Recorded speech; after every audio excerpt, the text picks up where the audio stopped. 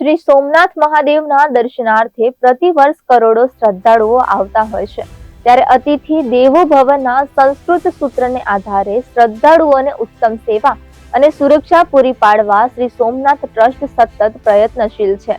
ત્યારે વર્તમાન સમયમાં તીર્થયાત્રા સ્થળોની આસ્થા અને લોકપ્રિયતાનો દુરુપયોગ કરીને ઓનલાઈન હોટલ બુકિંગ અને સેવાઓને બહાને અનેક યાત્રાળુઓને છેતરપિંડીનો ભોગ બનતા જોવા મળેલ છે।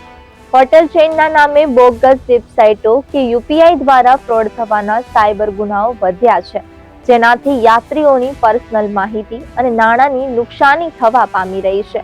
આવા બનાવો ટાળવા અને તમામ યાત્રાળુઓ તેમજ હોટલ વ્યવસ્થાપકોને સજાગ કરવા માટે શ્રી સોમનાથ ટ્રસ્ટ દ્વારા ભારત સરકારના ગૃહ મંત્રાલયના સાયબર સુરક્ષા વિભાગના તજજ્ઞો સાથે મળીને વિશેષ જાગૃતિ કાર્યક્રમનું આયોજન કરવામાં આવ્યું હતું। આ કાર્યક્રમમાં હોટલ વ્યવસ્થાપકો, યાત્રાધામના સેવકો અને સ્થાનિક સંચાલકો માટે જરૂરી માર્ગદર્શન આપવામાં આવ્યું હતું કે કેવી રીતે આવા ફ્રોડના કેસ અટકાવી શકાય અને સંલગ્ન વ્યવસ્થાઓમાં કઈ પ્રકારની સાવચેતી અને તાકેદારી જરૂરી છે।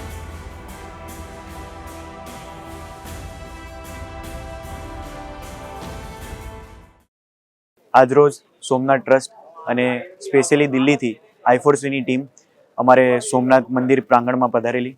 એમનું ઉદ્દેશ્ય હતું કે જે દેશ વિદેશથી જે શ્રદ્ધાળુ આવે છે સોમનાથ મંદિરની મુલાકાતે, એમની સાથે જે ફ્રોડ થાય છે, બુકિંગ સંબંધી ફ્રોડ થાય છે, પ્રસાદ સંબંધી ફ્રોડ થાય છે, એના અંગે અવેરનેસ લાવવામાં આવી કે આપણે કઈ વેબસાઇટ ઉપર વિઝિટ કરવી અને કઈ ફેક વેબસાઇટ છે એના ઉપર વિઝિટ ના કરવી।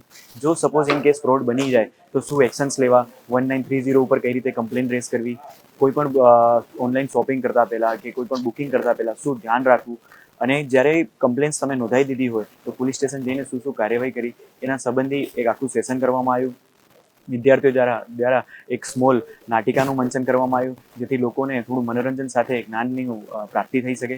તો હું cyber crime police station Gir સોમનાથના પ્રતિનિધિ તરીકે સોમનાથ ટ્રસ્ટ, આઈ4સીની ટીમ અને સેફર ઇન્ટરનેટ ઇન્ડિયાની ટીમને આભાર વ્યક્ત કરું છું અને લોકોને વિનંતી કરું છું કે વધારેમાં વધારે જાગૃતિ એ જ સાइबर क्राइम થી बचवा माटेनो एकमात्र रस्तो है। आज बहुत अच्छा प्रोग्राम रहा और सोमनाथ ट्रस्ट और गुजरात पुलिस और आई4सी और सेफर इंटरनेट इंडिया के एक जॉइंट कोलैबोरेशन थे। तो थोड़ा बैकग्राउंड एक ये था कि सोमनाथ मंदिर को टारगेट किया जा रहा था फेक बुकिंग्स के नाम से और गूगल में एड्स आ रही थी। तो फिर सोमनाथ ट्रस्ट के प्रयास से और साथ में मिलके उसको हम अधिकतर कंट्रोल कर पाए हैं।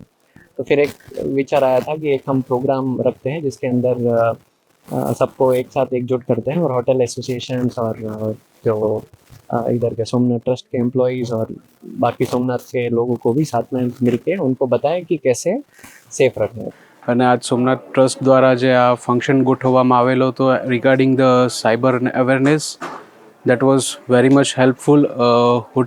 હોટલ્સને પણ જેટલી આમાં તકલીફ પડે છે, જે બધા ગેસ્ટ પણ ફીલ કરે છે, એ વસ્તુ આજે અહીંયા સોલ્યુશન અમને મળ્યું અને સાથે સાથે અમને અવેરનેસ પણ આપી, સાથે સાથે એ આટલી બીજી ઇન્ફોર્મેશન્સ પણ અમને મળી કે અમે બીજા લોકોને પણ અમે મદદરૂપ થઈ શકીએ। કદાચ કોઈ ગેસ્ટ સાથે થયું હોય, કોઈ પણ એવા ફ્રોડ્સ કે કંઈ પણ થયા હોય તો અમે એમને હેલ્પ આઉટ થઈ શકીએ। સાથે સાથે સોસાયટીમાં પણ કદાચ આસપાસના વ્યક્તિઓમાં કોઈની સાથે એવું ફ્રોડ કે કંઈ પણ થયું હોય તો અમે એમને પણ હેલ્પફુલ થઈ શકીએ। આટલું પ્રોપર વેમાં જે સેન્ટ્રલ ટીમ આવેલી હતી એ લોકોએ અમને સમજાવ્યું।